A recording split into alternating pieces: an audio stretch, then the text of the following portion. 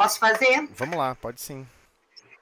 Senhor Jesus, agradecemos, Senhor, esse momento de estarmos aqui reunidos em torno dos seus ensinamentos, do estudo do ERG, que nós possamos, Senhor, ao ouvir a página e o estudo, possamos interiorizar esses ensinamentos e colocar em prática em nossos dias a dia. Pedimos permissão, Senhor, para iniciar o estudo da noite. Muito obrigada.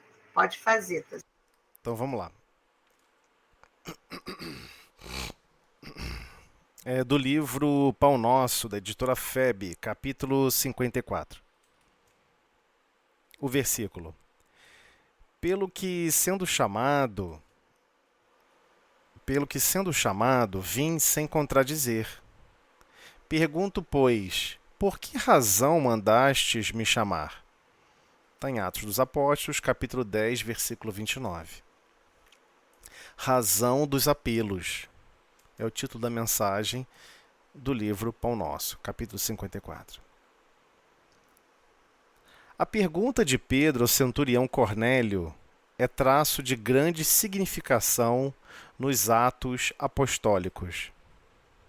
O funcionário romano era conhecido por suas tradições de homem caridoso e reto. Invocava a presença do discípulo de Jesus, atendendo a elevadas razões de ordem moral. Após generoso alvitre, conselho, enfim, de um emissário do céu, e contudo, atingindo-lhe o círculo doméstico, o ex-pescador de Cafarnaum interroga sensato: por que razão mandastes me chamar? Simão precisava conhecer as finalidades de semelhante exigência, tanto quanto o servidor vigilante necessita saber onde pisa e com que fim é convocado aos campos alheios. Esse quadro expressivo sugere muitas considerações aos novos aprendizes do Evangelho. Muita gente, por ouvir referências a esse ou aquele espírito elevado, costuma invocar-lhe a presença nas reuniões doutrinárias. A resolução, porém, é intempestiva e desarrazoada. Por que reclamar a companhia que não merecemos? Não se pode afirmar que o impulso se filia à leviandade, ou seja, insensatez e reflexão. Entretanto, precisamos encarecer, ponderar a importância das finalidades em jogo. Imaginai-vos chamando Simão Pedro a determinado círculo de oração e figuremos a aquiescência, a adesão, o consentimento do venerável apóstolo ao apelo. Naturalmente, sereis obrigados a expor ao grande emissário celestial os motivos da requisição. E pautando no bom senso as nossas atitudes mentais, indaguemos de nós mesmos se possuímos bastante elevação para ver, ouvir e compreender-lhe o Espírito glorioso. Quem de nós responderá afirmativamente? Temos, assim, suficiente audácia de invocar o sublime Cefas, tão somente para ouvi-lo falar?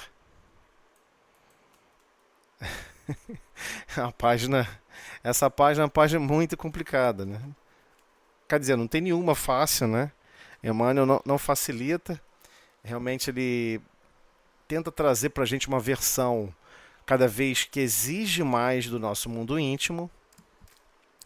E ele está atacando um ponto aqui, apresentando um ponto para todos nós refletirmos sobre o princípio quando estamos estudando a Boa Nova, porque de certa forma acreditamos, não tem nada a ver com a Boa Nova em si, acreditamos que a Boa Nova ela deve servir a nós o tempo todo, e não o contrário. É um processo natural, ninguém questiona isso. É como imaginar que a chuva não foi feita para você, que a terra não foi feita para você, que o mundo vegetal não foi feito para você, que o mundo animal não foi feito para você. Existe um problema de grau de pertinência. Aliás, afinal de contas, qual é a função e é exatamente a que obrigações e que observância a sua consciência pertence. Então, como nós não compreendemos exatamente onde nos colocarmos na estrutura educacional do planeta, nós passamos a exigir. Então, exigimos do reino vegetal certos comportamentos, exigimos até de como que o planeta Terra busca automaticamente o equilíbrio de temperatura.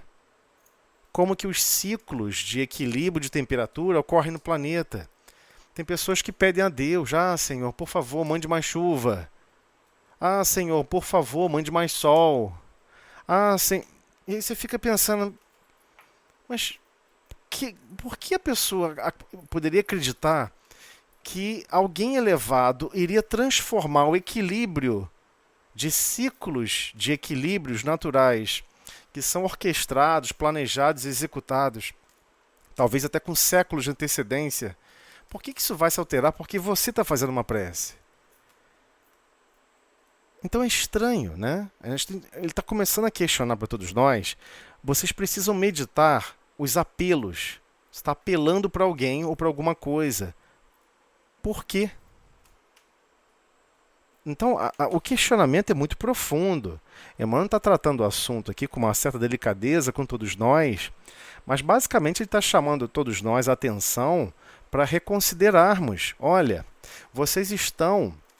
É como se estivéssemos numa fábrica de parafuso. Vou tentar dar um exemplo mais simples. Você está vivendo numa fábrica de parafuso. O seu objetivo é fazer parafuso. Aí você faz parafuso o dia inteiro fabricando parafuso. Fabrica rosca, fabrica a cabeça do parafuso. Você fica ali fazendo parafuso. E aí, de repente, você sabe que você precisa aprimorar a sua capacidade de fazer parafuso. Você sabe que você precisa se aprofundar nos recursos da experiência em fazer parafuso. E aí você obriga alguém que trabalha lá no setor de engenharia, que trabalha no setor que produz aviões, para ele parar o que ele está fazendo, vir aqui e me dar uma explicação sobre como o avião funciona. Aí você fica, mas o que isso vai impactar na sua vida? O que isso vai impactar exatamente em você fabricar parafuso cada vez melhor, fabricar com mais amor, exercer as suas potencialidades com mais sabedoria? O que isso vai mudar? Em absolutamente nada. Quem disse está preparado para compreender o que vai ser explicado? Então, de certa forma, Emmanuel está chamando nossa atenção que, com relação aos valores da alma, é a mesma coisa. Existem valores extremamente raros, extremamente sofisticados, que esses apóstolos desenvolveram. Solicitar a presença deles, demandar a presença deles, é algo sem precedentes. Não tem significado. Ainda tem pessoas que pedem que, já que estamos em 2 ou mais pessoas aqui, estamos reunidos em nome do Cristo, então o Cristo está aqui comigo. Ele tem que estar aqui comigo fisicamente. E se possível, ele pudesse se materializar e me dar uma explicação detalhada, seria muito bom. É engraçado. Cadê a base mínima de humildade? Ou seja, você quer adentrar num sistema de transformação de consciência para o amor e para a sabedoria, mas você quer adentrar a cavalo, galopando. Não tem humildade, não. Não acha que tem que passar pelos sistemas de transformações mais simples, para observar como tudo na natureza se encadeia em educação, em amor, em ventura. Nada disso a pessoa acredita. A pessoa acredita que tem potencial para absorver algo mais nobre, que tem potencial para dar saltos na evolução. Não temos, nós não temos. Então, é um chamamento muito profundo. A pessoa fala assim, eu estou pronto para servir ao Cristo.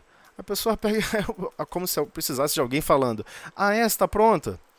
Lembra daquela situação que teve na sua casa, você se irritou com o Beltrano, se irritou com o Ciclano, por uma coisa boba pueril? Então, aquilo ali é o elemento mais básico desse processo. E você já está falhando ali. Você não está conseguindo equilíbrio ali. Você acredita que as coisas têm que funcionar do seu jeito. Imagina quando você tiver obrigações mais celestes e você vai começar a questionar tudo. Não, se Cristo estão solicitando isso, eles estão errados, né? Pô, eles não estão vendo a verdade, como eu posso ver a verdade. Então chega a ser esdrúxulo. Eu sei que a página parece ser uma violência para a nossa consciência, mas não é. É realmente chamando a gente para observar a verdade. Temos que observar a verdade. Não faz sentido solicitar a presença de grandes almas se no processo onde vai ocorrer uma reunião já foi estruturado, planejado, quais espíritos seriam direcionados para aquela tarefa, que estão ligados ao Cristo, que possuem total capacidade de absorver, colaborar e exercer as funções deles. Por que você está chamando a presença do Cristo, pessoalmente? Não tem sentido nenhum físico. Então, a fé raciocinada, ela demanda que a gente compreenda que toda manifestação divina ela ocorre através de cooperação. É claro que o Cristo poderia estar fisicamente em qualquer lugar do globo, até se ele quisesse concomitante. Se espíritos inferiores como nós podem fazer princípios de bicorporeidade, estar num lugar e estar em outro, é só observar Barçanufo. Ele pode sair daqui e estar no outro lado, uma facilidade incrível. E é um espírito inferior, assim como nós, com extremas dificuldades para evoluir. Quem dirá o Cristo? Então, se o Cristo acha melhor, olha só, se o Cristo acha melhor colocar trabalhadores, inclusive aqueles anônimos, que a gente nunca ouviu falar, para exercer a vontade dele, a vontade divina, a vontade do Pai, a vontade de Deus. Ele quer que o trabalho ocorra, a assistência nos mais inúmeros grupamentos ocorra de forma cooperativa através de outras consciências que também estão treinando o amor, se desenvolvendo em sabedoria. Por que nós vamos questionar o método? Não temos esse direito de questionar o método.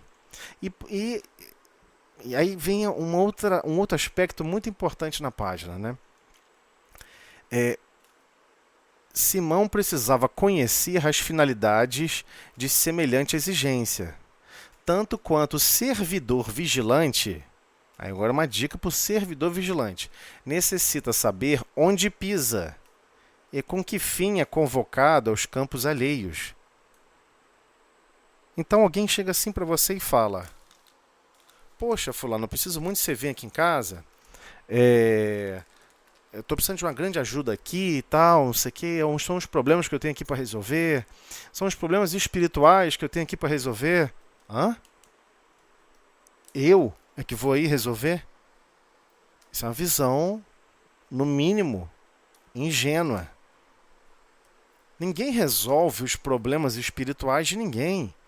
Todos, sem exceção, terão que se harmonizar nas frequências de equilíbrio que Deus nos impõe a todos. Não, você quer manter a sua casa, a sua consciência em equilíbrio? Deus sempre cria mecanismos para isso. Mecanismos que estão à nossa volta. Mas eu estou sofrendo um processo obsessivo. Eu sei, mas é com a permissão e o patrocínio divino. As energias que estão sendo gastas, ele não tem condição de fabricar sozinho. O grau de entrelaçamento entre essas consciências são graus que foram construídos e que Deus não vai desconstruir. Deus quer ver esses laços transformados. Desconstruir laços não existe. Laços são sempre reforçados, construídos a ponto de transformá-los. Laços de ódio, laços de cisânia, de briga, em laços de amor. O princípio é sempre de transformação. Então, de repente, a pessoa está te chamando lá com a finalidade de você expulsar alguém, mudar a consciência. Vem aqui e conversa com meu marido, explica para ele que ele não pode agir assim. Vem aqui e conversa com a minha esposa, diz que ela está errada. Eu não entendi. Você quer usar a minha consciência para chicotear o outro? A gente tem que olhar com muito cuidado, muita atenção. Várias pessoas usam umas às outras assim. Então ele está deixando o servidor vigilante, ou seja, todos nós somos servidores. Você é servo, eu sou servo, todos nós somos servos. Nossa, ali está precisando de uma ajuda. Eu vou lá com o melhor das minhas boas intenções para ajudar. Aí chega lá, você não está observando aonde você está pisando. É uma emboscada para você e você vai cair. Você vai cair igual um patinho. Porque para você é um teste. É um teste de vigilância. Por isso que ele falou aqui, ó, o servidor vigilante. Porque a frase que Emmanuel construiu, caberia escrever só, o servidor necessita saber onde pisa. Ele não botou o servidor. Não, o servidor vigilante. Ele está dizendo, olha, é outro tipo de servidor. É um servidor que tem uma consciência mais profunda. Ele vai ser chamado a opinar em conversas, em assuntos que não tem nada a ver com as frequências que ele quer vibrar. Ele vai pisar em lugares totalmente desnecessários para o seu próprio caminho aqui na existência. Aí a pessoa, você não sabe qual é a finalidade em que você está sendo convocada. Então essa frase aqui, ela é mais genérica, ela é mais abrangente. Cuidado como você vai opinar sobre os outros, sobre as situações. Senão você vai ser um servidor invigilante. É isso que ele está querendo dizer. Cuidado, você pode se tornar um servidor invigilante. Porque o vigilante, ele necessita saber primeiro onde pisa. E com que fim é convocado aos campos alheios. Então a pessoa tem uma mediunidade ostensiva. Aí eu vou falar isso explicitamente para os médiuns. Explicitamente para os médiuns. Não leve a mal. Médium ostensivo. Aquele que ostenta já potencialidades mais dinamizadas. Aí a pessoa é chamada para ir num lugar. Aí chega num lugar, está uma conversação desagradável para ela mesma e tocando em assuntos que ferem a consciência dela. Faz mal para ela. Faz mal para essa pessoa. Aí a pessoa vai a si mesma. E acha que aquela consciência pode ficar pisando em qualquer tipo de território sem se zangar, sem se alterar. Não vai conseguir. Você tem que conhecer os seus limites. Existem lugares que certas consciências não tem onde pisar, não pode pisar ainda. Porque às vezes a finalidade que está sendo convocada não é para produzir o bem. A própria pessoa que é muito carinhosa, muito ligada ao seu passado, pode não estar bem. Ela pode estar perturbada, pode estar transtornada por algum problema. E a pessoa vai exigir que você concorde com ela. Vai exigir que você opine concordando com a própria pessoa. A seguir formas de vida e formas de pensamento. Só que se o servidor se tornar invigilante e começar a operar nesse campo, a colheita também é sua. A colheita também é sua. Então, ele está deixando bem claro, existe um processo muito mais grave. Você foi chamado para... Você acha que foi chamado para ajudar, mas por vezes você pode estar querendo ser usado para outros fins. Então, a gente tem que tomar muito cuidado, né? Então, esse quadro é expressivo e sugere muitas considerações. Quando ele fala muitas considerações aos novos aprendizes do Evangelho, ele está tratando explicitamente com relação a esse hábito que a maioria tem. Eu estou passando por um problema, nossa, eu vou pedir a Bezerra. Ah, Bezerra, vem aqui me ajudar. Para de perturbar o homem. Deixa o homem em paz. Para de perturbar o homem. Ora a Jesus de Nazaré. Porque ele é o caminho, a verdade e a vida. Ninguém vai ao Pai senão através dele. Ele vai destacar quem são os trabalhadores que irão nos amparar. E não existe um único espírito na Terra sem um anjo da guarda. Sem um espírito protetor que nos anima, que nos orienta, que nos socorre. Ah, mas um dia esse espírito protetor vai se afastar de mim? Óbvio, né? É óbvio, você vai evoluir, você vai crescer em amor e sabedoria. À medida que você vai crescer em amor e sabedoria, ele vai se afastando, ele não precisa mais ficar sussurrando na sua mente. Perdoa, tolera, compreende. Olha, agora é hora de fazer o bem, não é hora de ficar zangada. Ah, mas a pessoa fez um grande mal para mim, afetou profundamente algo que eu achava que era importantíssimo. Faz o que o Cristo recomendou, vai lá e faz um grande bem para aquela pessoa.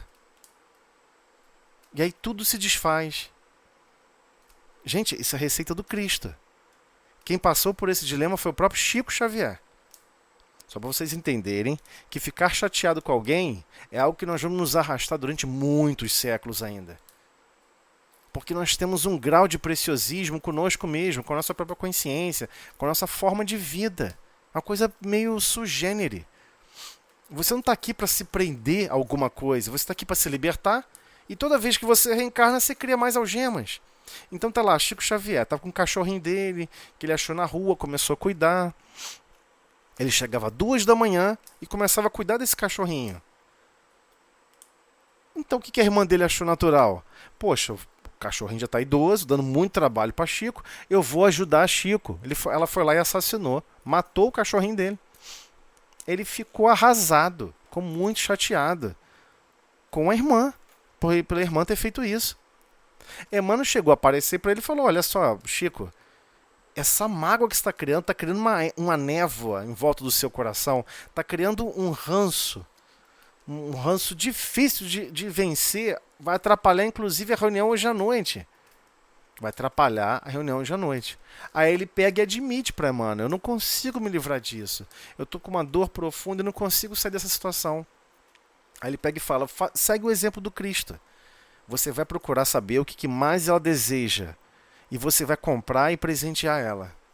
Aí descobriu que ela queria muito uma máquina de costura. Que o sonho de consumo, o desejo central dela era uma máquina de costura. Ele vai lá e compra e dá para ela de presente. Nossa, a pessoa vem, abraça ele, agradece, nossa, obrigado, Chico. Ele parcelou ela 1 milhão de vezes, sei lá quantos milhões de vezes, mas comprou a maquininha para ela e deu de presente. Mas no começo, ele ficou um pouquinho chateado e falou: olha, mas, mano, não fui eu que fiz o erro, foi ela. E eu é que vou ter que comprar o presente? E Emmanuel pega e fala: esse é o princípio do Cristo. Você quer se livrar da mágoa ou não? E aí que mora o problema. Por vezes a gente gosta da mágoa, gosta da dor, gosta da sofrência, quer ficar ali destilando fel, gosta desse hábito. Quem gosta desse hábito não tem problema nenhum. Os resultados desse hábito serão percebidos automaticamente. Você vai alcançar vibrações altamente degeneradas, perturbadas, que vai consumindo a sua consciência. Então é claro que nós não queremos mais isso para nós. Então temos que seguir o exemplo do Cristo, não tem outra escolha. Agora, não vamos ficar imaginando que você está chateado com alguém e você vai pedir a Jesus para resolver isso. Não, quer saber? Jesus está ocupado, vou pedir a Simão Pedro. Só, né? Só a Simão Pedro. Simão Pedro não tem mais nada para fazer. Então a gente tem que se descobrir, perceber esses detalhes, né?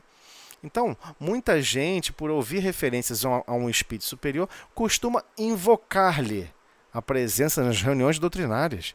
Então, existem grupos religiosos, mesmo espíritas, espírita cristã, essa doutrina consoladora, extremamente complexa, extremamente difícil, mas ao mesmo tempo extremamente educadora, que as pessoas ainda possuem esse hábito. Cria essa resolução de quê? Essa resolução totalmente intempestiva e desarrazoada. Por que desarrazoada? Porque não tem bom senso nenhum. Quem disse que naquela reunião, naquele momento, você está preparado para absorver alguma coisa daquela consciência mais pura? Não tem. Você não está nesse nível. Se você não está nesse nível, seria mais sensato você pedir ajuda a ter mais espíritos do seu nível para te ajudar, para amparar o trabalho. Não de um nível super elevado. Ou seja, o melhor de tudo é você deixar na mão do Cristo. Senhor, o que você planejar e quem você enviar, eu tenho certeza absoluta que será a melhor escolha. Não carece da minha participação nesse gênero de pensamento. E não carece mesmo. Não carece, não tem como opinar. Você não tem como nem escolher. Você não tem consciência que ama a esse ponto. Então, por que reclamar a companhia que não merecemos? E realmente não merecemos. Por um simples fato de equilíbrio de frequências. Você está pedindo alguém de 3 GHz de frequência, mas você só consegue sintonizar até 1 kHz. Ou tá gigahertz, milhões de vezes a mais. Só isso, só milhões de vezes de frequência a mais, maior.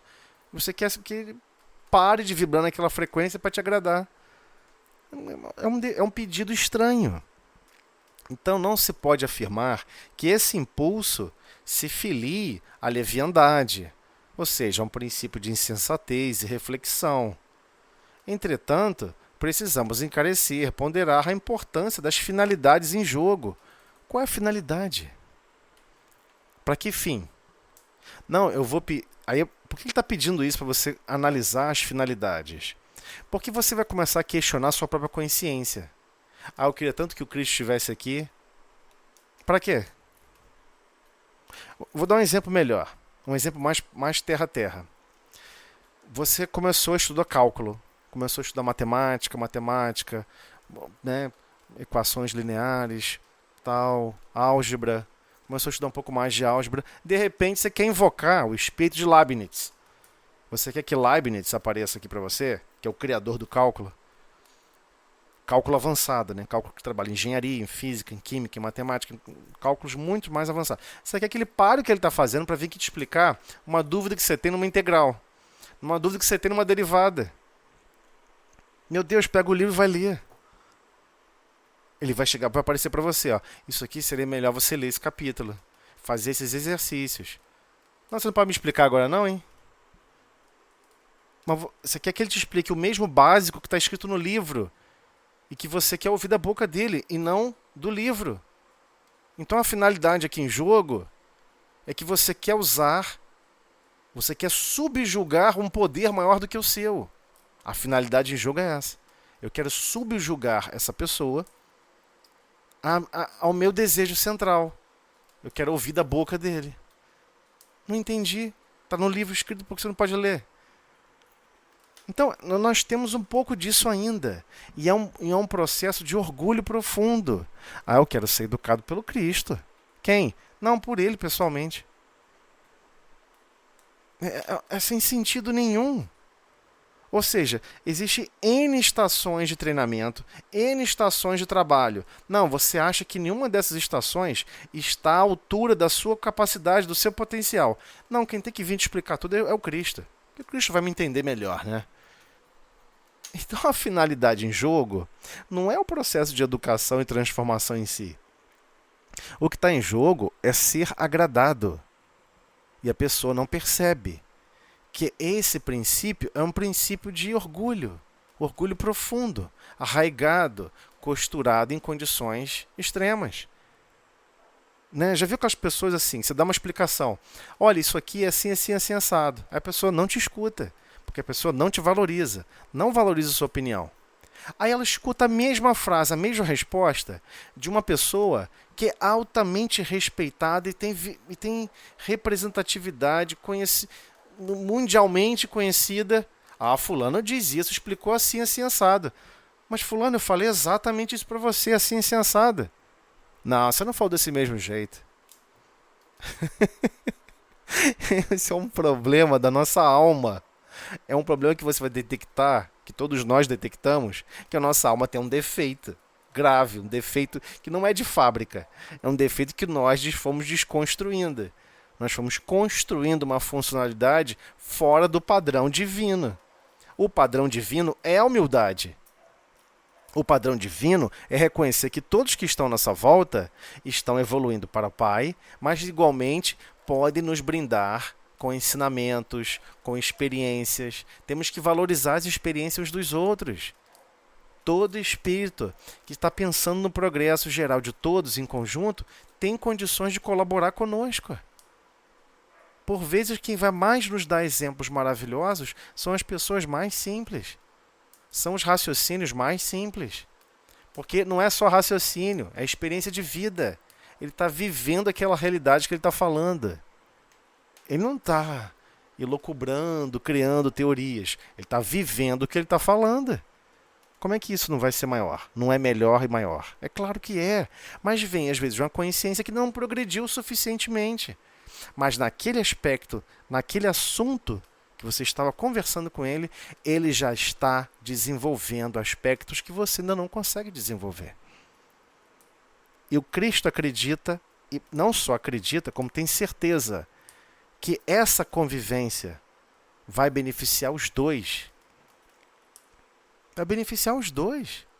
Ambos vão se beneficiar desse convívio, né? Então, ele continua. Imaginai-vos chamando Simão Pedro a determinado círculo de oração e figuremos, né, a sua adesão, consentimento. E realmente ele vem. Cede o apelo e vem. Naturalmente, sereis obrigados a expor ao grande emissário celestial os motivos da requisição. Você vai falar o quê? Eu queria tanto ouvir de você falar isso assim, assado. Vai, fala pra mim. Fala pra mim. Yeshua. Fala, Yeshua, que gracinha, que bonitinho. Você não tem condição de absorver nada mais além disso. Ele pode falar sobre aspectos do seu destino. Ele pode até falar de algo que a gente está errando profundamente. Olha, vocês não estão desenvolvendo humildade. Vocês estão tratando de coisas divinas sem humildade. Vocês estão tratando de assuntos complexos sem entender que vão desencarnar e vão ficar pensando depois, puxa vida, por que eu perdi meu tempo? Puxa vida, não é que eu não prestei devida atenção? E já tem recurso suficiente em volta de vocês para isso. É esse o problema. Não adianta. E gostamos, nossa mente ainda é prisioneira dos chamados representantes escolhendo por nós. Queremos que algum representante escolha por nós. Então, por vezes, o desejo central da pessoa para ter Simão Pedro é para fazer uma pergunta pessoal. Olha, sabe Beltrano, meu tio? Sim, meu filho. O que tem seu tio? Não, tem um problema sério com ele? Ou mãe, ou pai, não importa. Eu queria tanto resolver isso e tal, mas você tem que entender o seguinte, hein? Ele não vale nada, ele fez isso, fez aquilo. Aí, Simão Pedro começa a olhar em volta, né? Eu não entendi porque eu fui chamado aqui. O que você está achando que eu posso colaborar, posso contribuir? A pessoa quer usar o outro de pinico, ouvido de pinico. Quer descarregar um monte de impropérios e no final ela quer defender como ela está reagindo com esse próximo. Que hoje ela classifica como algoz, como alguém que se comportou mal, que ela não gostou. E ela, na verdade, quer convencer aquela mente mais nobre a concordar com os desatinos dela mesma. Então, por isso que tem que entender qual a finalidade que está sendo chamada. Temos que entender, porque as pessoas fazem pressa assim em casa. Senhor, me ajuda a resolver esse problema com fulano, Beltrano. Né? Esse é um dos aspectos lindos da prece. A prece é basicamente uma terapia também. Você tem que ver e anotar, de preferência grave. De preferência grave a sua prece. Pega um gravador e grava o que você está falando. Aí, em outro momento, você escuta o que você pediu, o que você falou. Vão surgir reflexões maravilhosas. Você vai ficar assim, caramba, eu fiquei pedindo isso, é? Eu fiquei falando isso? Por que você está filiando esse impulso seu a um processo de leviandade? Realmente, de certa forma, é uma insensatez, uma irreflexão. Né? Entretanto, precisamos ponderar a importância das finalidades em jogo. Então, novamente, você vai pedir intervenção divina para alguma coisa? Para quê? Você está pedindo para ajudar a transformar aquela outra alma? Então você está querendo dizer o seguinte, Deus, todo esse programa de reencarnação, todo esse programa complexo que você está fazendo, está dando errado para ele, hein, fulano? Ai, Deus, está dando errado, hein? Eu estou vendo que você está errando, Deus. É basicamente isso que você está falando para a parte divina. É basicamente isso que você está reportando na sua prece. Quando você está queixoso de alguém, coração amargurado de alguém. Não é que aquele coração ainda maltrata, ainda vilipendia quem está em volta?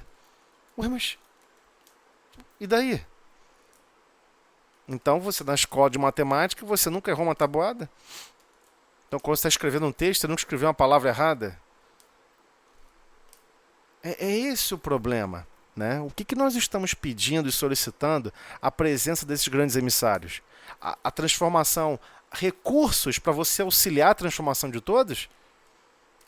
Duvido, né? A gente não quer isso. Não quer, né? Algumas pessoas falam assim, pô, Deus te abençoe.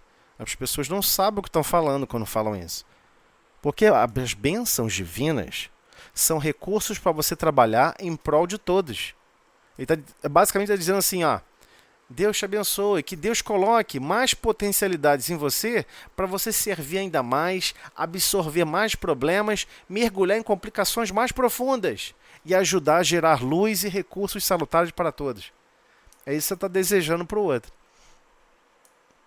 Porque você não acredita que evoluir é um complexo de egoísmo, de retranca. Você vai jogar na retranca. Você vai acumular para você e para sua família. Enquanto que evoluir para o Cristo não é isso.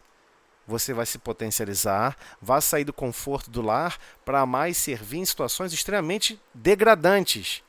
E você vai fazer por amor. Com recursos divinos que vão surgindo no caminho. E por amor. Sem nenhum interesse, zero. Nem sequer mérito. Apenas pela oportunidade de estar servindo. Então, é um nível de complexidade que o cristianismo nos convida que a gente não despertou ainda. E que aí, quando a gente para observar a razão dos apelos, a razão, o motivo, o que está motivando certos apelos, pare e analise o que está motivando os apelos que você pede na prece. E o que você pede? Porque esse é o seu desejo central. Por isso que a prece é tão importante. É também um ato de reflexão. Então ele deixa claro, quem de nós responderá afirmativamente quando chegar à presença de um grande espírito de grande envergadura moral, intelectual, né, que vai nos questionar, você tem elevação suficiente para ver, ouvir e compreender um espírito desse grandioso? Você tem condições de... Porque quando ele fala aqui ver, ouvir e compreender-lhe, não é ver de ver fisicamente. É ver as dimensões do que ele vai explicar, do que ele vai apresentar, de ensinamentos e, é claro, de orientações de serviço. Você consegue ver o que vai se desdobrar quando você fizer o bem, o amor e se sacrificar ao máximo naquela direção? Porque foi isso que o Cristo fez com ele. Pedro, você vai fazer isso, isso assim, assado, e vai seguir aqui. Ó. E ele foi. Ele teve que ver, mesmo sem compreender completamente, mas foi. Teve que ouvir o Cristo. E teve que compreender o Espírito glorioso do Cristo. Dentro das limitações dele, mas ele compreendeu. Agora vamos achar que nós estamos no nível de Pedro? É muita audácia. Temos que compreender onde nós estamos. Tá? Então, teremos assim suficiente audácia de invocar-lhe o sublime Cefas, né? Cefas, tão somente para ouvi-lo falar? Para ouvi-lo falar, cara. Então, porque agora aqui na Terra virou esse padrão, esse hábito de palestrante. Simão Pedro podia aparecer aqui, hein, para dar uma palestrinha pra gente. Né? Ele se comunica através de uma médium ali, à distância, e dá uma palestrinha pra gente. Você não tem condições de compreender o que ele vai estar explicando, demandando da sua alma. Você vai ouvir as palavras, vai balançar a cabeça, falar aham, e não vai entender. É isso que ele está falando. Ele vai falar de recursos e de potencialidades que, para a gente absorver, temos que estar com o nosso sentimento e com a sabedoria muito mais desenvolvida do que nós estamos hoje atualmente. Então, temos que compreender, o Cristo nos fornece os emissários, os trabalhadores, para cada reunião, para cada agrupamento, necessários para cada tarefa que foi planejada, por vezes levou séculos para o planejamento. Aí quando chega na hora da reunião, você quer escolher qual nome vai chegar. Não, tem que ser Bezerra, né? Tem que ser Bezerra. Aí tem gente que bota o nome da casa de Bezerra, de Menezes. Para obrigar, né? Vou obrigar uma filiação aqui profunda. Bezerra vai ser constrangido, ele vai ter que vir, né? Porque eu botei o nome dele aqui, ele não vai. Ele só obedece o que é orientado. Bezerra, olha só, tem esse trabalho, lembra? Estamos trabalhando nisso já, né? 300 anos, tal. Surgiu essa demanda, tá? É aqui agora, é assim. Ele vai. Ele obedece o que ele é solicitado, o que ele é demandado. Ele não tem essa liberdade absoluta, não. Ele segue o que o Cristo planeja e segue feliz. E nós? Estamos seguindo o que o Cristo planeja? Então temos que despertar para isso. Qual a razão dos nossos apelos? O que você está realmente pedindo? Qual o motivo? Qual o motivo de apelar para algo personalista? Não, eu quero que quem vem me ajudar seja Bezerra. Porque eu quero que ele venha aqui e me cure. Cura? Como é que é? Mas você, antes de reencarnar, pediu para vir com problema. Como assim cura? Agora você quer pesou a situação, quer pular fora? Não entendi. E você acha que ele vai fazer isso? Ah, já entendi. Ele vai contrariar todo um projeto divino para te agradar. E nesse momento que ele te agradar, você vai virar luz automaticamente. Não vai. Mas, poxa, mas nem de vagalume. Não vai. Então nós temos que compreender em profundidade que isso aqui é um puxão de orelha forte para todos nós. Para todos nós. Temos que compreender a escola de almas que é o planeta. É uma escola de desenvolvimento de amor e sabedoria. Tudo que estiver atrelado para desconstruir o nosso orgulho, nossa vaidade, nós temos que prestar atenção. E ele está chamando atenção. Cuidado. Na hora que você estiver fazendo sua oração, na hora que você estiver fazendo seus apelos, não ser um apelo orgulhoso. Não ser um apelo que descaracteriza os princípios da escola de trabalho que nós estamos vivenciando, né? Mas eu já falei demais. Quem quiser fazer mais algum comentário, fica à vontade. Ana, com você aí, Ana. Para mim tá perfeito. Vamos então pro estudo hoje, é o obsidiado. Claro, vamos lá. Alguém quer falar dessa página? Quer comentar algum? Não? Discordar pode discordar também. Não, pode discordar também. Não, mas eu gosto de pedir a presença do Cristo. Às vezes a pessoa não faz de maldade, com certeza não. Mas a consciência vai ter que marchar na direção do progresso, né? E entender que tem certas questões. Mas sabe por quê, Tozelli, também? Nós fomos criados com muita aquela questão do catolicismo, de que o santo, pedindo ao santo, ele vem e faz aquela transformação. Entendi. Então, eu acho que é bem nesse sentido. A gente quer que as nossas dores sejam logo aliviadas, ou dos nossos amores. Então, a gente ainda não compreende toda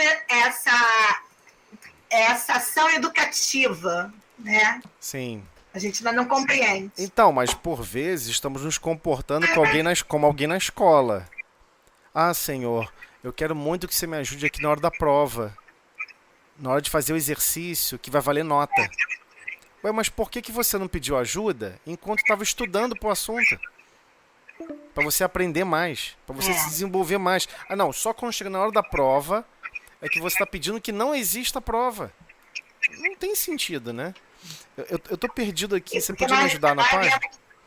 Muito a querer que tudo dê certo. Sim. Né? Não é dar certo no padrão do Cristo. Nem dar certo no padrão divino. Não. É para dar certo no nosso padrão, entendeu? Então, é esse o gargalo, né? Não é melhor você abrir outra sala e nós continuarmos? Você abre outra sala? Sim. Essa só vai ter 10 minutos. Você pode só me ajudar a achar aqui onde eu deveria continuar o texto? Nós estamos no... Você pode informar? Nós estamos no processo obsessivo, obsessor e obsidiado. Hoje nós vamos para o obsidiado, o item 2. Aí qual é a página que tem no seu? Andréia que tem a página melhor. Andréia tá podendo escrever, pelo menos, Andréia? 312. 212? Não, 17. 317. 317, que a sua edição é igualzinha aqui da minha. É. Ah, o obsessor, Aí a achei. gente ficou na outra sala, isso. Nós estamos no obsidiado agora, no 2. O obsidiado aqui, no 2. Vamos lá. Se você quiser dar uma introdução no obsessor, aí você dá uma introdução e a gente passa para o obsidiado. Ok, a gente pode fazer isso, não tem problema. Vamos sim. Então, olha fica só. melhor. Aí, então vamos para outra sala, vou tirar essa. Tá bom, vamos para outra sala. Vou mandar o link então. Aí você abre, eu vou esperar seu link. Vamos aí, você dá aí um resuminho aí do obsessor e a gente passa para o obsidiado. Então, como a gente estava falando anteriormente sobre o obsessor, né, os tipos de obsessão, os graus de obsessão, nós não vamos voltar, porque seria voltar muito, mas temos que compreender que existem vários graus de obsessão. E eu até falei algo que depois a gente fica repensando, refletindo, enfim, eu fico me arriscando aqui, mas paciência. Tem que ser assim, não tem jeito. Eu tenho minha visão particular sobre isso, né? Então eu deixei bem claro. Eu acho a obsessão simples mais perigosa do que aquelas obsessões mais tenazes, mais pontual e tenaz. Porque a obsessão simples, voltei a falar sobre isso, né? Desculpa. Se você for ver quais são os aspectos que apresenta a obsessão simples, é irritabilidade, sensações de ciúme, sensações de perseguição. Então, ele elenca, ele mostra pra gente aspectos que parece que é o domínio da sociedade inteira. As sociedades organizadas, as consciências estão cada vez mais obsidiadas. Você acha pior? Oi? É isso que você falou? Você falou que acha essa pior? Sim. Eu acho essa pior, porque como ela é contínua, propagada, alimentada, as pessoas pedem para você ficar zangado, né? Quando chega uma notícia,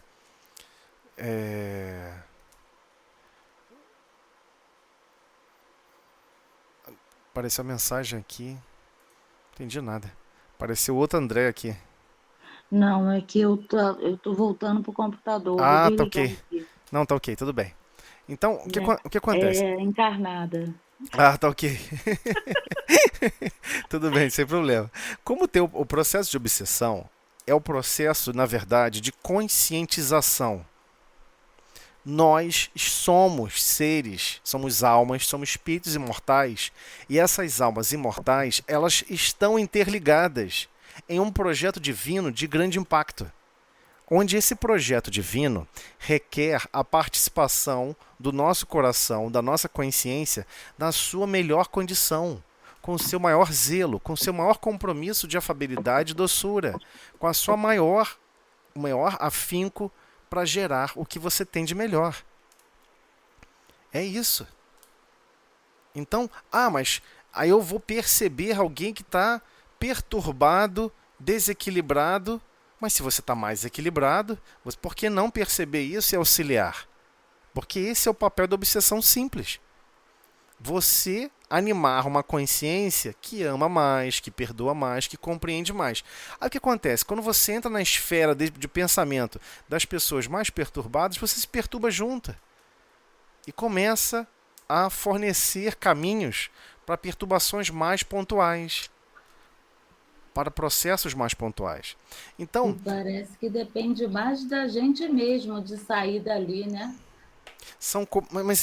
Mas são corações valorosos, importantíssimos para o Cristo, ainda mais importantíssimos para o Pai. Como é que você pode amar a Deus e obdiar a obra divina? Aquele obsessor é a obra divina. Hoje não sabe amar. Hoje está com o coração cheio de mágoa. Hoje está com o coração muito dolorido. Mas no passado tinha às vezes relações estreitas com você. Tinha relações profundas. Até laços afetivos. E você traiu esses laços. Você gerou uma série de problemas. Então, por exemplo, por vezes observamos casais. E o casal começa a brigar um com o outro. Aí se separa, não se separa, enfim. Então, E a pessoa pega e fala, nossa, fulano está parecendo um obsessor na minha vida. Mas é exatamente isso que vai acontecer, ele vai se tornar um obsessor fora do corpo físico. Possivelmente. Porque achamos, nossa, fulano tomou alguns minutos da minha vida. Nossa, fulano infernizou o meu tempo. Não era você que é muito suscetível a se enervar, a se irritar com facilidade, não? Eu acho que sim. Então, o livro vem, aqui no texto, ele destaca isso. Então, o obsessor é uma pessoa comum, como nós. É alguém que privou de nossa convivência, de nossa intimidade, por vezes com estreitos laços afetivos. Não é à toa que ele tem acesso à nossa consciência, tem acesso aos nossos pensamentos. Está interligado porque nós criamos esses vínculos no passado, mas depois maltratamos esses vínculos. Acontece, deu ruim. Falta agora reequilibrar esses vínculos. Então o que Deus permite? Poxa, você certamente vai querer reequilibrar esses vínculos. Ele vai permitir um contato do pensamento mais estreito. Mas se seu pensamento está perturbado, desequilibrado pela obsessão simples de outras consciências, encarnados e desencarnados, quem disse que você vai conseguir focar no seu melhor potencial de agir no bem, no seu potencial de compreender, de tolerar a imperfeição alheia, de produzir perdão das ofensas? Você não vai conseguir.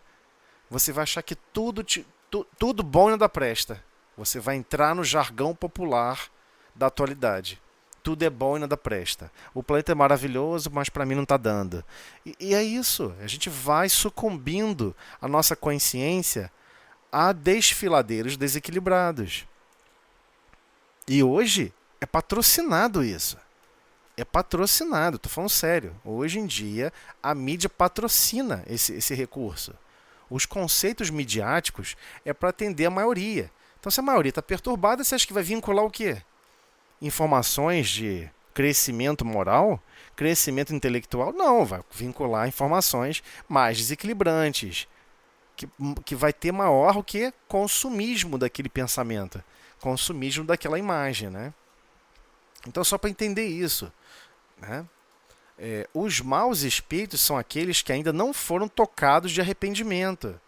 Então, alguns querem produzir o mal porque eles gostam, eles se sentem felizes em fazer o mal, sentem prazer. Então, que se deleitam com o mal e nenhum pesar por isso sentem, que são insensíveis às reprimendas, repelem a prece. Então você está lá orando por aquela pessoa, pedindo ajuda por aquela pessoa. Ele repele, ele consegue, ele tem um padrão vibratório que ele está concentrado, focado naquele projeto de produzir o mal. Porque ele aprendeu olho por olho, dente por dente. Ele vive essa filosofia de vida. Ele não conhece outra. Ele nem entende por que existiria outra. Ele não entende. Então, e muitas vezes blasfemam do nome de Deus. Acha que Deus está punindo ele, acha que Deus está maltratando ele, que só com ele acontece isso. E você nunca vai observar, em nenhuma comunicação mediúnica, o médium, o espírito assim se comunicando, buscando reaver equilíbrio em algum desequilíbrio que foi provocado, ele dizer, puxa vida, essa pessoa está sofrendo tanto, fulano que foi meu algoz, está reencarnado em condições subhumanas, maltratado, vilipendiado. Você não vai ver isso. Porque isso não existe.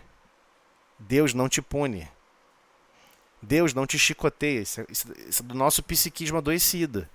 Então, quem não ama, acredita que produzir dor produz transformação. Mas não transforma nada. Muito pelo contrário. Às vezes mais revolta do que outra coisa. Então, a figura do obsessor realmente impressiona pelos prejuízos que a sua aproximação e sintonia podem ocasionar. E disto ele tira partido para mais facilmente assustar e coagir a sua vítima. Os espíritos sedutores se esforçam por se afastar das veredas do bem, sugerindo-nos maus pensamentos. Então, qual é a ideia? Surgiu um mau pensamento. Tem problema nenhum. Seu pensamento é igual uma caixa d'água, sem tampa. Está chovendo, chove gotas. uma, duas ou três, aqueles pensamentos são seus. O restante não é. Cabe a você o discernimento. Peraí, eu quero caminhar para o Cristo. Eu não quero mais ficar mergulhando minha consciência em assuntos deprimentes, em assuntos de revolta. Ah, porque o sistema político está ruim, o sistema educacional está ruim, e não sei o que está ruim. Eu só quero saber, dentro da minha esfera de ação, dentro do raio, até onde o meu pensamento alcançar, a minha consciência pode obrar. O que eu devo estar fazendo? Como que Deus espera que eu ame, que eu preserve, que eu auxilie, que eu socorra, que eu produza o bem? Eu quero agora aprender a produzir o bem. Porque eu sei que eu tenho dificuldade nisso. Também tem que ser humilde, né? A gente não pode achar que já produz o bem. Então, quando você coloca a sua meta é essa, eu quero lavar a louça com mais alegria. Eu quero lavar a louça feliz porque eu estou servindo a todos. Eu quero trabalhar mais feliz porque eu estou fazendo por todos. Eu quero ter mais gratidão por tudo. Eu quero desejar o bem de todos. Não tem como a pessoa ficar te sugerindo pensamentos maus, porque você não quer mais aceitar nenhum pensamento mau. Vem um pensamento mau de Beltrano, de Ciclano, de não sei quem. Você, não, mas aquilo ali é uma criação divina. Deus ama aquela criatura. Se hoje ela está reagindo assim, ela possui lindas pétalas formosas e cheirosas e altamente produtivas, mas por enquanto ela só quer mostrar os espinhos. Mas é uma flor de Deus e Deus está cultivando ela. Né? Você não tem como ficar questionando a natureza divina. Né? Por que nasceu uma planta que tem, né, espinho? Por que eu fui comer alfafa, sei lá, fui comer um vegetal cru, passei mal. E aí eu descobri que tem uma lisina, tem um componente químico no vegetal que ele se defende. Ele só libera lisina quando ele é criado e plantado em condições adversas das suas condições naturais. Ele é um mecanismo de defesa dele. Ele gera lisina no meio da sua constituição física. E quando a gente come, a gente passa mal. Bem, eu passo. Né? Então cozinhe seus alimentos, né? Não coma cru, enfim. Os N problemas. Tudo nós estamos em desarmonia. Quando nós agimos em desarmonia com o reino vegetal, ele reage contra. Quando nós agimos em desarmonia com o reino animal, ele reage contra. Mas são condições naturais. Surgem micro-organismos de forma naturalmente. Ah, sei que, o vírus do macaco. Mas foi você que provocou isso. Nós, seres humanos, perturbados, desequilibrando talvez o habitat do animal. Antes de tentar matar o animal, observa se você não desequilibrou o habitat do animal. Ele não tem culpa nenhuma disso, ele não tem consciência. Então, o mesmo acontece com quem? Com o espírito que está na condição de obsessor. Ele, para se defender, ele acredita que tem que atacar. Ele, para se defender, ele acredita que tem que maltratar. E ele acha que está certo. Da mesma forma que o reino mineral, que o reino vegetal e que o reino animal assim executa. Só que ele não sabe que ele é um espírito imortal que já está no reino hominal. E que ele precisa abandonar esses princípios e desenvolver o princípio da fraternidade. É um passo grande que nós estamos dando no progresso, né? Então aproveitam-se de todas as nossas fraquezas. Por que as nossas fraquezas? Porque obsessor nenhum coloca fraqueza em nós. A fraqueza já está em nós. O desequilíbrio já está em nós. Ele só sopra a brasa. Então tem espíritos que eles não se manifestam. Você não vai perceber a presença deles. E ele vai te inflar para situações... Né? Nossa, preciso alcançar certas posições. A pessoa vai te inflar para você ter bastante prejuízos com orgulho e vaidade. Para ter bastante prejuízos com relação ao próprio egoísmo, na sua própria consciência. Então ele trabalha essas fraquezas, ele sabe qual é o nosso desejo central. Então, algumas há que nos aferram como a uma presa, mas que se afastam, em se reconhecendo impotentes para lutar contra a nossa vontade. Então, é esse o problema.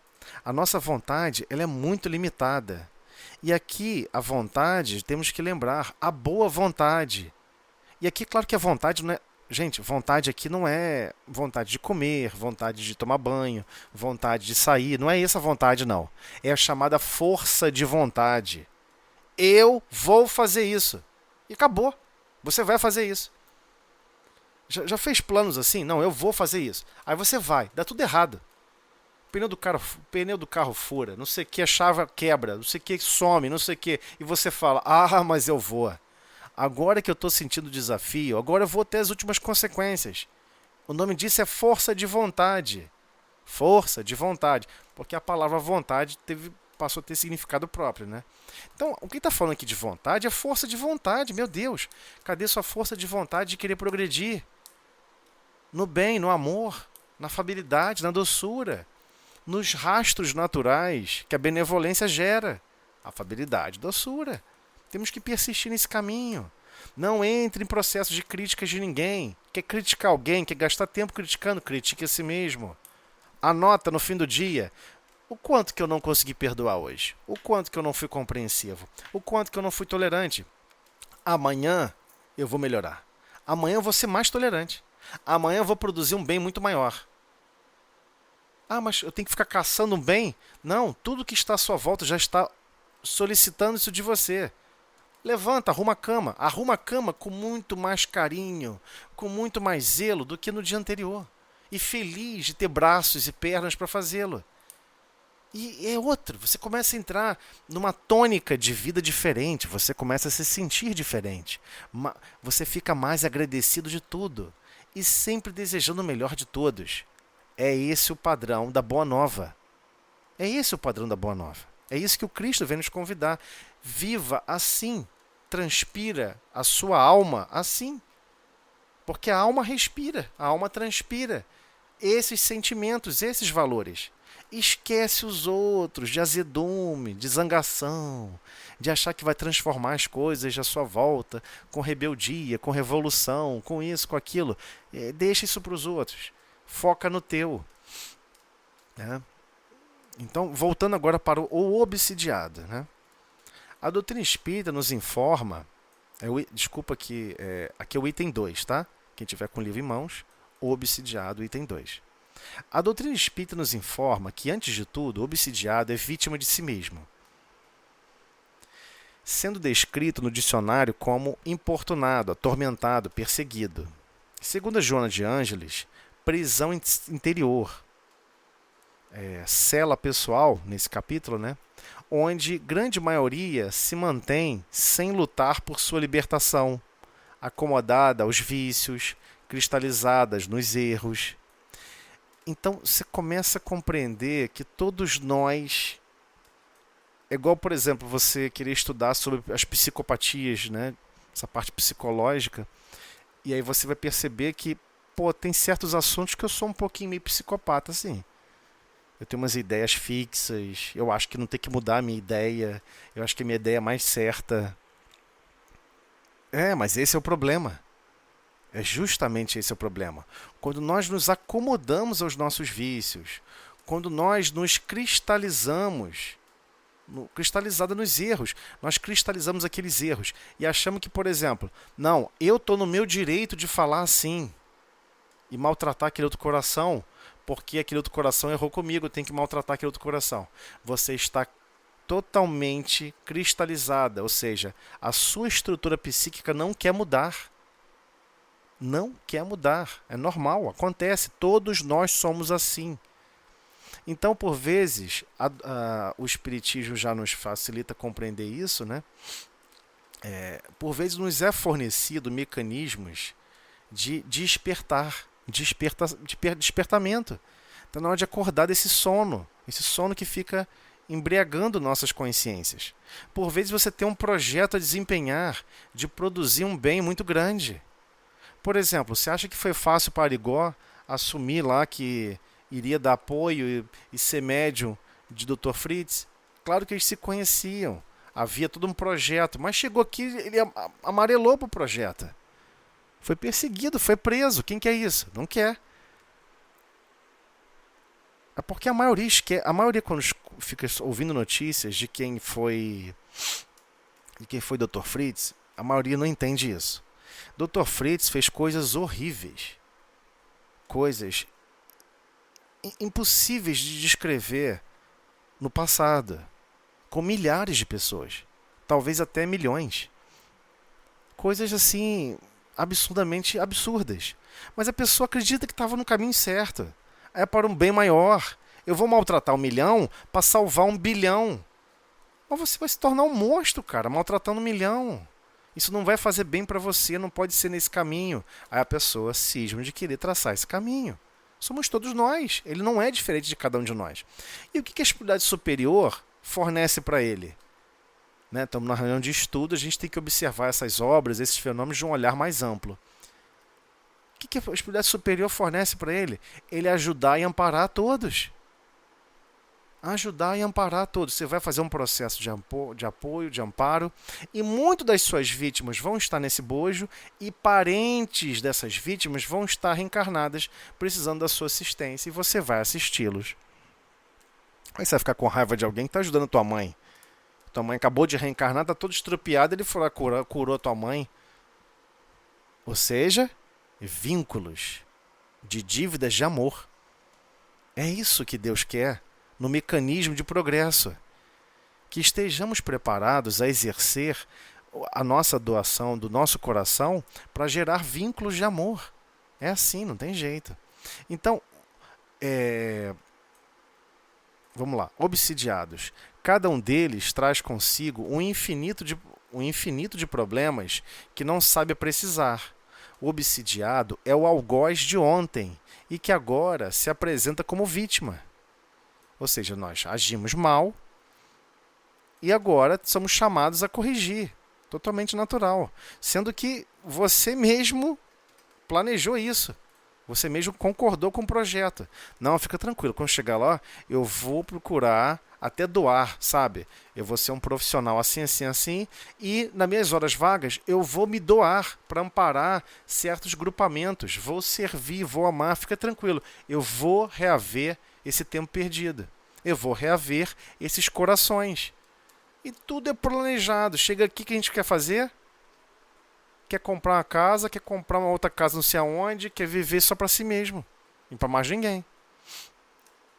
Não vai funcionar assim. Nós seremos chamados para exercer o plano que foi planejado. Não tenha dúvida. Ou então, ele continua. O obsidiado é o algoz de ontem e que agora se apresenta como vítima. Ou então é o comparsa de crimes, que o cúmplice das sombras não quer perder, tudo fazendo para cerceá-lo em sua trajetória. As provações que o afligem representam oportunidade de reajuste, alertando-o para a necessidade de se moralizar, porquanto, sentindo-se assolado pelo verdugo espiritual, mais depressa se conscientizará da grandiosa tarefa a ser realizada, transformar o ódio em amor. Essa é a tarefa. Transformar o ódio em amor. Como? Primeiro, não se filiando na obsessão simples. Não tem como, não pode. Faça força, não se filie à obsessão simples. Transformar o ódio em amor, a vingança em perdão, e humilhar-se para também ser perdoado. Porque o outro coração, quando está se vingando, ele não está se vingando por si mesmo. Ele está se vingando por dizer, eu fui afetado e eu quero reequilíbrio. Eu quero reequilíbrio nesse processo. Eu não entendo por que fui afetado. Como é que você vai dizer para ele, olha, Deus pulou na frente para impedir que outra pessoa fizesse isso com você? Jesus pulou na frente e falou, esse aqui não. Esse aqui é o meu escolhido. Ele fez isso? Não. Aconteceu isso com Cristo? Não. E todos sabiam que ele era o Filho do Deus vivo. O maior dos maiores.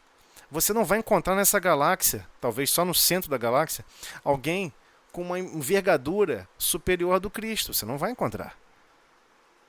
Ele governa faixas etárias espirituais de certos planetas. É por faixa etária, não é por um único planeta. É por faixa etária. Aí você fica pensando, poxa, então a coisa é muito mais complexa? Todos nós estamos interligados, todos nós somos da criação divina, toda a criação divina está interligada, buscando se reequilibrar, se reestruturar em amor e sabedoria? Sim. Tudo que é dual tem que se tornar uno. Então, se tem ódio, tem que virar amor. Se tem vingança, tem que ter perdão. Se tem muito orgulho e vaidade, tem que se humilhar. É o natural, é a natureza mesmo, né? Do fenômeno de viver a vida espiritual. Nesse princípio de provas e expiações. Então, o Evangelho nos traz inúmeros exemplos de obsidiados, como os seguintes citados por Emmanuel. Relata Mateus que os obsidiados gerazenos, né, chegavam a ser ferozes. Relata Mateus que os obsidiados, eu achava que aqui era gadarenos, gerazenos. Bem, vamos lá. Gerazenos chegavam a ser ferozes. Refere-se Marcos ao obsidiado de Cafarnaum, de quem, desventurado, obsessor, se retira, clamando contra o Senhor em grandes vozes. Narra Lucas o episódio em que Jesus realizara a cura de um jovem lunático, do qual se afasta o perseguidor invisível, logo após arrojar o doente ao chão, em convulsões epileptoides, e reporta-se João a israelitas, positivamente obsidiados, que apedrejam o Cristo, sem motivo, na chamada festa da dedicação. O que ele está narrando aqui? Isso sempre aconteceu na história da humanidade. Sempre aconteceu na história da humanidade.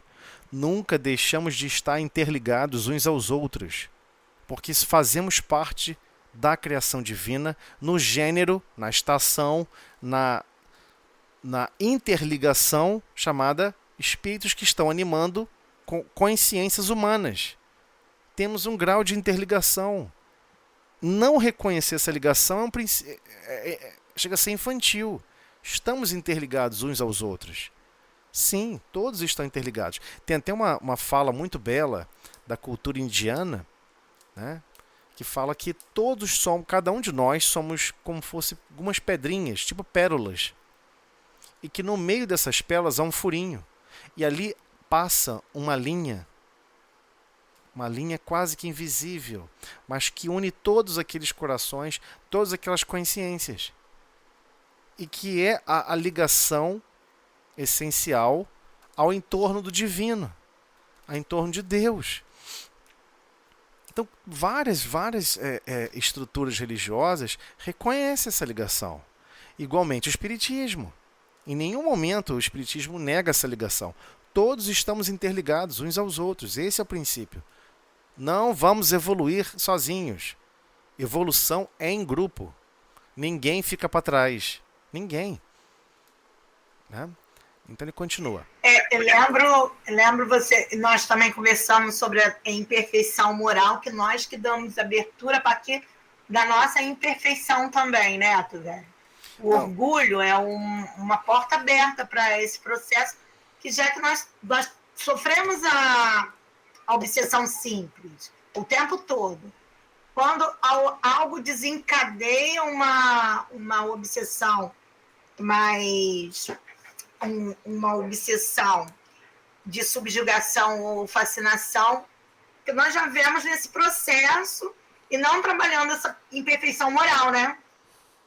Então, é claro que varia, claro que a complexidade das variações que vão ocorrer de caso a caso, elas são relatadas a cada individualidade. Mas o princípio é o mesmo. Nós temos problemas morais que pisoteamos corações. Ah, mas não foi a minha intenção. Eu não fiz por mal. Não fez. Mas a pessoa acredita que sim. A pessoa acredita que sim. E aí existe um... Por que é tão difícil para o espírito estudar a obsessão com relação ao Evangelho segundo o Espiritismo? E aqui vocês me permitem um parênteses, que vai parecer que eu estou fazendo uma crítica ao Evangelho, mas não estou. O Evangelho segundo o Espiritismo retirou do estudo, não está no livro, tá? No Evangelho segundo o Espiritismo não tem a última parte das bem-aventuranças. Vocês podem pegar lá na Bíblia. Tem uma última parte que diz assim: e mentindo disserem todo mal contra vós em meu nome. Então, por vezes, você não teve a intenção de fazer mal. Você estava numa estrutura, vamos supor, você estava numa estrutura biomédica. Aí naquela época, a estrutura biomédica agia de uma forma primária, primata. Aí você vai dizer que você é culpado de todo o mal que você fez os outros sofrerem? Era o hábito da época. Daqui a 1000 anos vão falar assim, ó: Ana, você era enfermeira. Ana, você era perversa, hein? Você furava as pessoas com agulha. Que maldade, que coisa feia, até criancinha. Que absurdo, para colher sangue, para fazer exame. Vocês são os monstros. Mas depois de 1000 anos que surgiu uma outra tecnologia. Mas você quer botar culpa nos outros, de dores que lhe foram permitidas por Deus.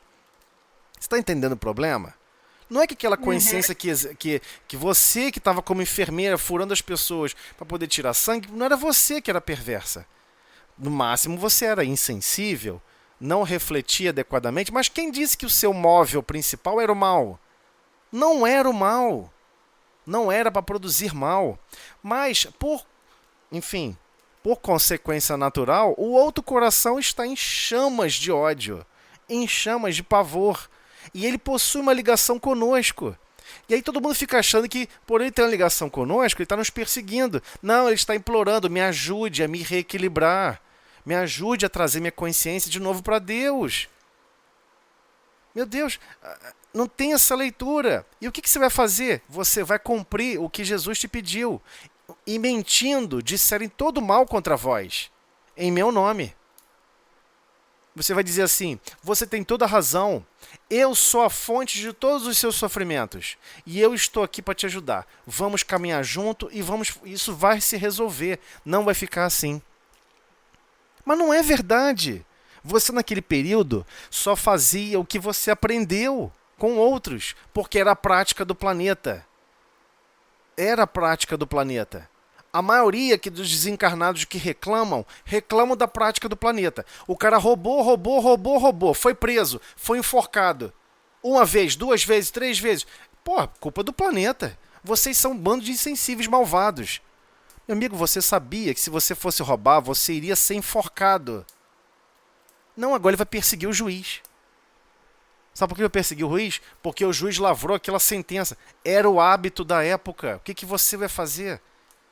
Se você já está na posição de juiz, a sua consciência habita aquele estado daquele período, você vai exercer o seu coração de uma forma equivocada.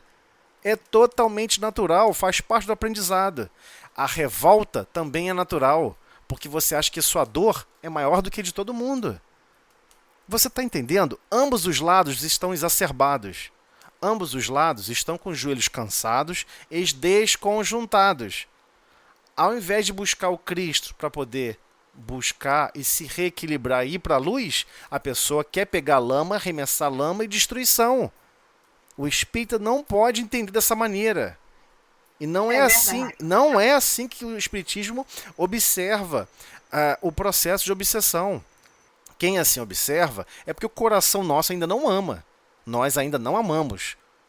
Então, como a gente não ama, a gente acredita que o processo de obsessão, nossa, perseguição implacável, nossa, fiz um monte de coisa ruim. Você fez exatamente o que tinha que fazer. A gente tem que parar de ficar interagindo com a vida como se fosse criancinha. E começar a olhar com mais maturidade. Nossa, eu odeio a Força Policial do Brasil, odeio a Força... então assina um abaixo-assinado no seu bairro e fala: não precisa proteger mais o meu bairro. Eu protejo. Quando os caras chegarem aqui, eu vou conversar com eles. Boa sorte. Você vai desencarnar em menos de uma semana. Você deve o equilíbrio da sua casa, a segurança da sua casa, a pessoas que estão na rua se matando. Não, eu não devo. Então você assinou um papel e disse: República não precisa proteger minha casa. Eu vou defender minha casa sozinho. Faz isso, boa sorte. Tá percebendo como que a nossa visão de vida ela é infantilizada? Ela é meio que aleijada. Nós somos um pouco aleijados psicologicamente. Nós não compreendemos. Eu não sei plantar arroz. É lógico que eu sou grato com quem plantou arroz para mim e colheu. E eu só vou no mercado e troco por dinheiro. O dia que tiver um colapso na sociedade, eu tiver que voltar para o campo, caçar, se bem que eu gosto, né? Eu adoraria morar numa cabana em arco e flecha e viver no meio do mato. Eu adoro essa vida. Mas a maioria não vai se adaptar, a maioria vai morrer de fome. A maioria não vai conseguir se atracar com o animal, assassinar o animal e comer aquela carne. E vai se jogar no canto e falar assim, não, eu não vou matar aquele animalzinho, eu vou me jogar aqui e não vou comer, não vou lutar, não vou exercer a minha vontade de me manter na vida. Aí você vai desencarnar como um suicida. É engraçado como que a gente vive hoje, a gente vive meio que assim, meio alucinado. É um nível de alucinação profundo que a sociedade se instaurou. Você depende de 100% de outras almas. A água encanada que chega na sua casa foi tratada. Você não foi buscar água no balde. Você não pegou uma água contaminada, teve que ferver, teve que tratar. Você está no meio de uma cidade. Você está vivendo exatamente como um imperador romano. Você hoje vive como imperador romano. Você tem água encanada. Se não for imperador, no mínimo, você vive como um senador romano, vai. Você quer comida? Você quer frutas? Você vai em algum lugar e compra. Você não planta fruta. Você não precisa plantar. Você só E quanto você acha que a pessoa está recebendo para ganhar, para conseguir manter as frutas sendo plantadas? Uma mixaria. A pessoa mal consegue o dinheiro para comer. Mas você não acha que isso é um desequilíbrio. Você acha isso natural. Então a gente vive uma loucura, uma psicose. Você não seria capaz de proteger o seu próprio lar, sua própria família, se não existisse uma força que assim promove esse equilíbrio. Com um monte de problema, de forma totalmente truculenta, desajustada. Sim, mas essas pessoas estão indo para a loucura. Várias pessoas da força policial, eu tenho amigos que são dessa área, a pessoa vai enlouquecendo. Daqui a pouco não sai de casa. Fica totalmente doida e varrida. Aí você pensa, caramba, milhões de pessoas dependem do trabalho dessa pessoa, milhões são responsáveis por ele enlouquecer, daqui a pouco ele desencarna, vai de repente me obsidiar pedindo minha ajuda, pedindo socorro, e a maioria da sociedade diz que não.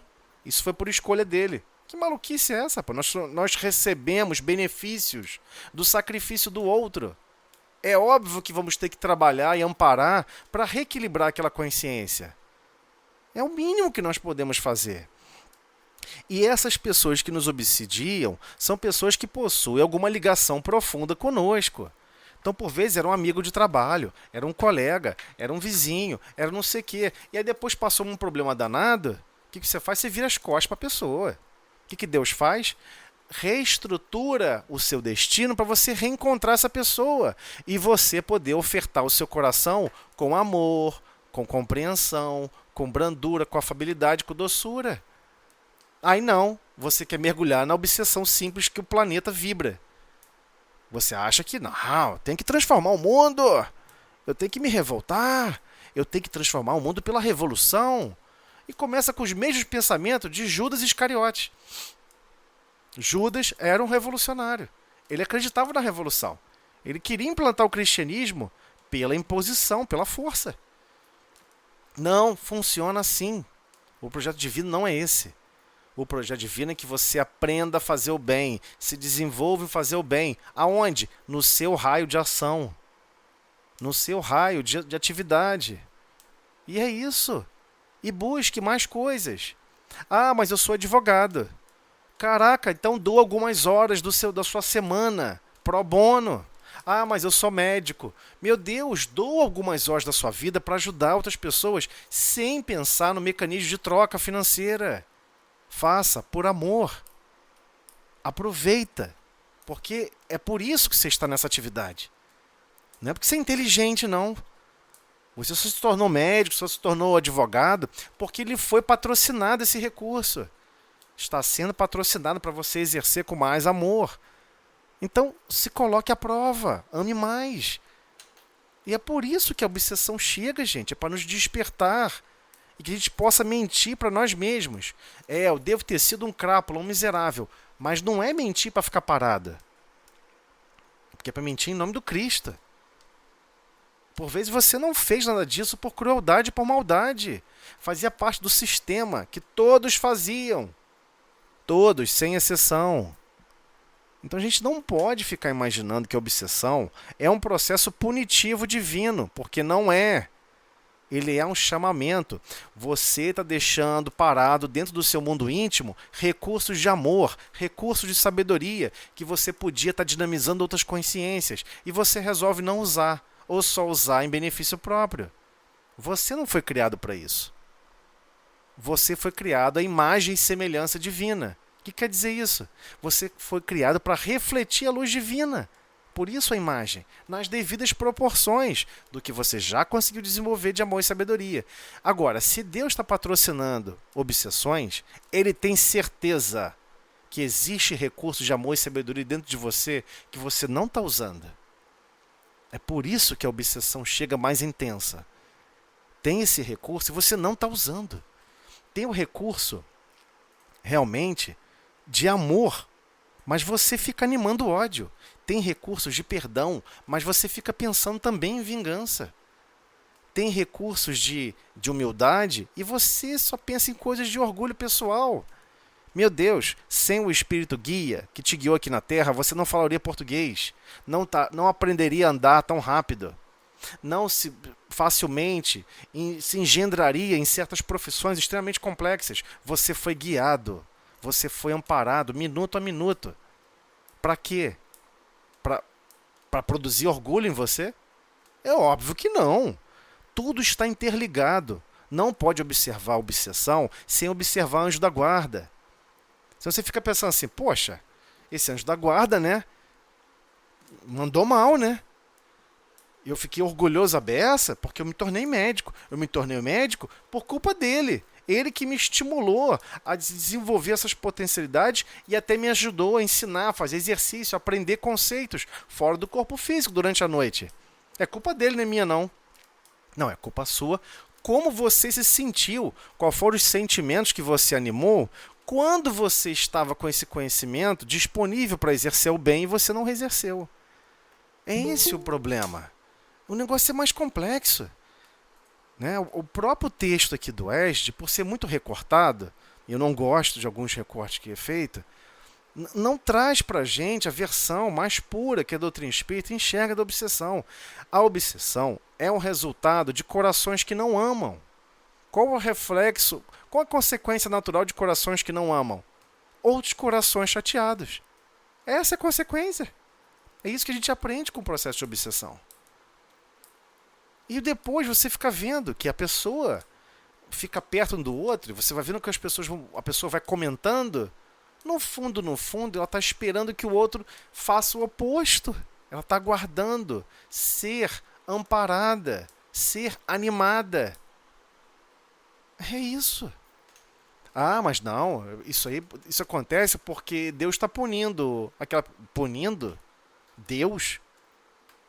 Você está confundindo com seus pais. Seus pais te puniam porque não sabem amar. Seus pais eram grosseiros e toscos com você porque eles não sabem amar. Agora, se achar que essa parentela humilhada na terra tem alguma coisa a ver com Deus, pelo amor de Deus, né? É óbvio que não. Deus nos ama profundamente. Quer a nossa transformação profundamente. Isolada? Não. Ele quer em coletivo, de mãos dadas. Então fica um monte de gente orando assim, Senhor, que tire esses obsessores daqui. Tirar? Não tem como desconectar esse laço. Esse laço que une essas duas almas é o laço do coração. Existe um laço ali, às vezes, de fraternidade, de carinho, que foram traídos uns aos outros. Um traiu o outro. E fica com essa mágoa, e fica com esse problema. Entendeu? E a pessoa acha que quer fazer o justiceiro. E é engraçado, né? Como é que você chega para as crianças e fala que está errado estudar e viver a vida assim? Todos os filmes, todos os desenhos são de justiceiros. A pessoa quer produzir o mal para acabar com outro mal. Como é que você fala? Não, olha só, isso está errado, não é assim não que funciona, não.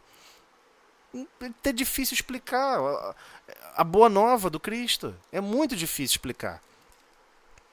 Porque a pessoa acredita genuinamente que Deus castiga. Aí ferrou, cara. Você vai achar que o processo obsessivo é um castigo. Enquanto que não é. São corações que já estão ligados um ao outro. Parece até que se ela nunca brigou com um irmão, com uma irmã. 2 irmãos brigando. Mas se amam. Mas se amam. Aí estão ali se engafinhando. Nesse momento estão se engafinhando. Mas se amam. Sentem falta um do outro. Gostaria que ambos gostariam que tá tudo em paz e tudo em harmonia. Gostaria que o mundo íntimo do outro ofertasse o melhor dele, daquele mundo íntimo, para consigo mesmo, para com ele. É isso. É um clamor de eu estou em completa abstinência de amor. Eu não amo ninguém e ninguém me ama. Isso é obsessor, isso é obsidiado. Quer resumir obsessor e obsidiado? É isso. Eu não amo ninguém e ninguém me ama. É isso. Resume-se a isso. Transforme-se. Você tem potenciais, mas você quer escolher o momento certo e as pessoas certas para oferecer o seu amor. É uma ideia estúpida.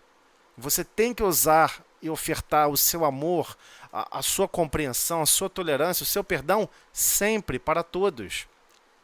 O ato de não ofertar cria paredes e prisões da sua consciência para consigo mesmo.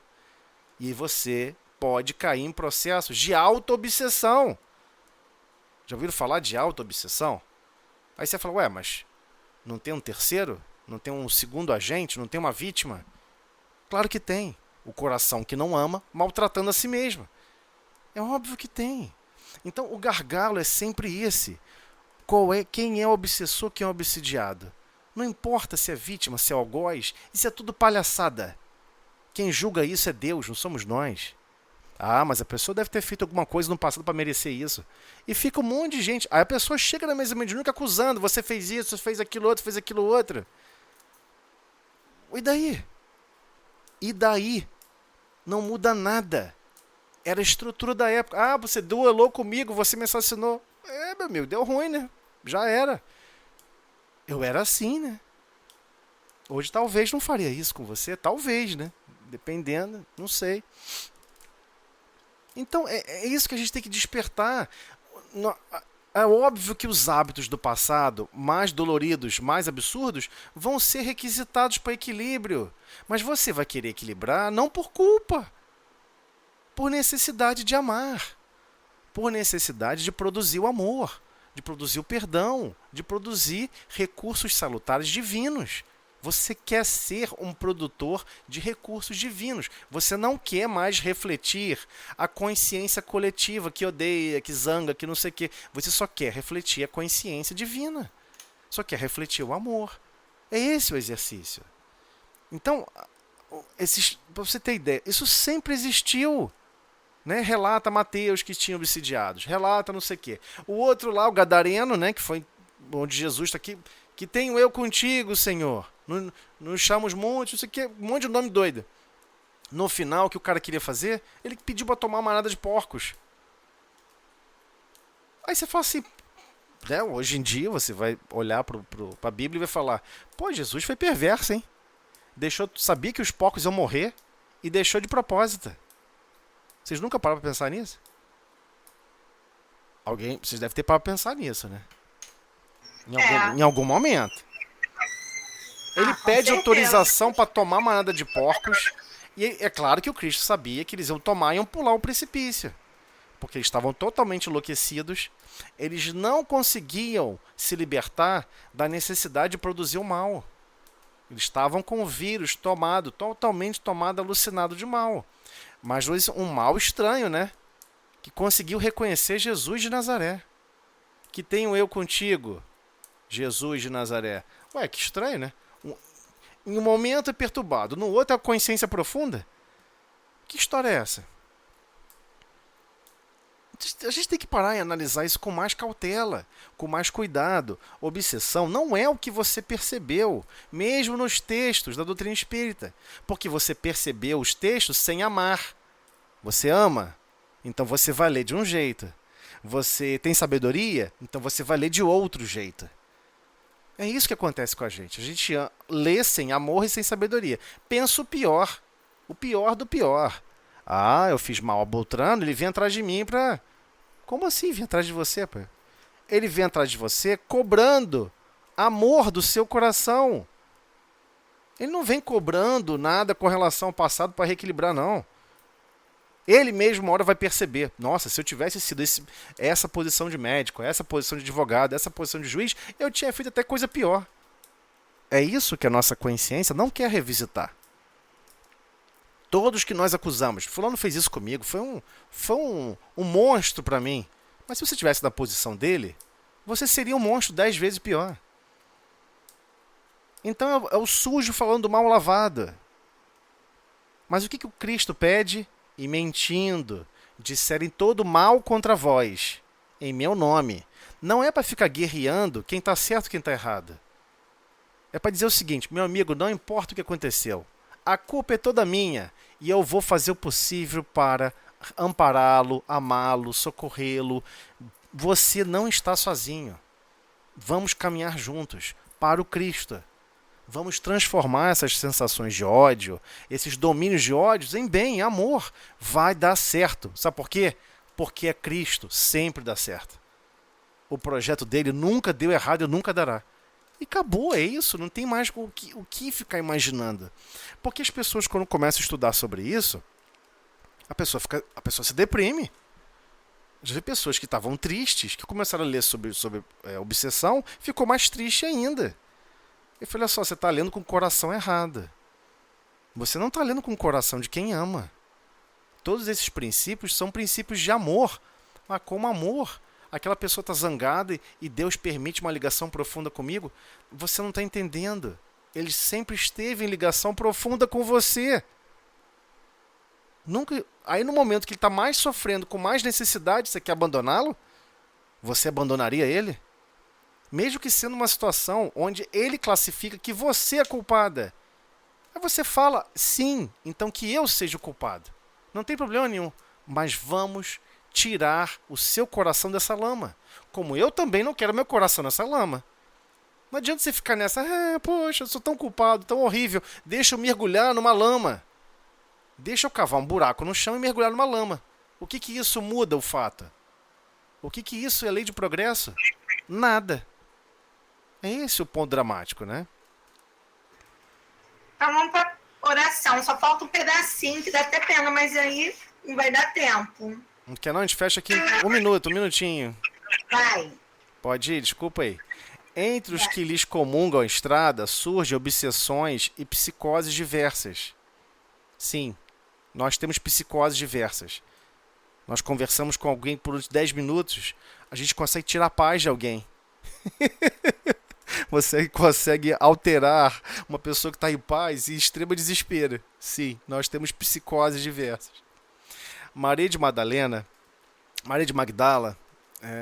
da cidade de Magdala, né, que se faria mensageira da ressurreição, fora vítima de entidades perversas.